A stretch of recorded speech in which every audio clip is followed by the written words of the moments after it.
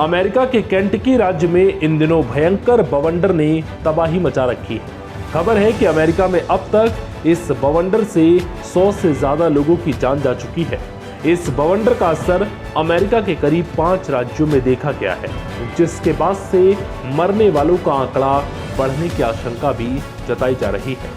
Kentucky प्रांत की सरकार ने एक स्टेटमेंट जारी किया है, जिसमें कहा गया है कि राज्य में बवंडर के दौरान 320 किलोमीटर प्रति घंटे की रफ्तार से ट्विस्टर चल रहा था, जिसमें करीब 70 लोगों की मौत हो गई। सरकार के मुताबिक 5 राज्यों में करीब 18 बवंडरों ने जमकर तबाही मचाई।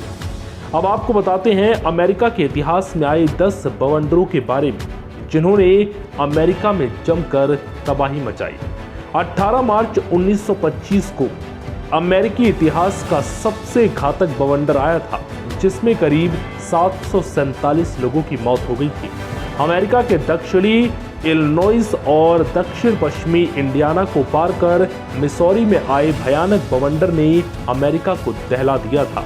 वहीं 21 मार्च 1932 को आए बवंडर ने भी अमेरिका में भारी तबाही मचाई थी। ये बवंडर डीप साउथ टेक्सास से दक्षिण कैरोलिना तक उठा था, जिसमें अकेले अल्बामा में कम से कम 270 लोगों की मौत हो गई थी।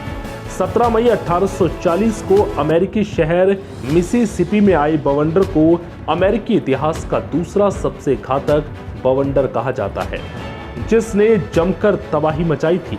उस बवंडर को अमेरिकी इतिहास में द ग्रेट नेचेंज टॉर्नेडो कहा गया। इस बवंडर में करीब 317 लोग मारे गए थे। 24 अप्रैल 1911 को अमेरिका के दक्षिणी पूर्वी हिस्से में आए बवंडर ने भी भारी तबाही मचाई थी, जिसे सुपर आउटब्रेक कहा जाता है। इस बवंडर में कम से कम 354 लोगों की मौत हो गई थी। 3 अप्रैल 1974 को अमेरिका के अलग अलग शहरों में एक साथ 148 बवंडर उठे थे, जिसमें कई शहरों में तबाही देखने को मिली, जिसमें कम से कम 310 लोगों की मौत हुई थी।